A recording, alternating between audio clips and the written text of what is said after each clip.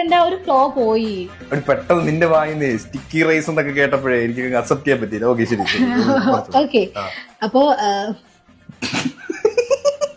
ഇല്ല ഫ്ലോ പോകുന്നു. നിന്റെ വായി ഞാൻ സ്റ്റിക്കി റൈസ് ഒട്ടിക്കും ഞാൻ. ശരി പറഞ്ഞു.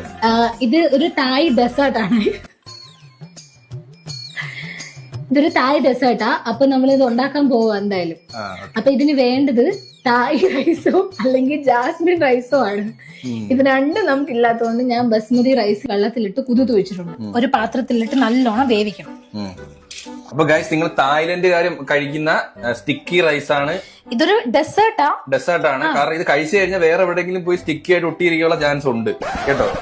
2 ദിവസത്തേക്ക് പട്ടിണി കിടന്നാ മതി, ഞാൻ തിന്നോളാം. അല്ലടി എനിക്കും വേണം. ഞാൻ വേറെ ഒന്നും ഇല്ലല്ലോ ഇവിടെ. ഞാൻ ഒന്നും കുഴപ്പമില്ല. ഞാൻ ഇങ്ങനെയൊക്കെ പറയുമെങ്കിലേ തിന്നോടിയാൻ. തേങ്ങാപ്പാൽ വേണം. അപ്പൊ നമുക്കിനി അടുത്ത് തേങ്ങാപ്പാലിന്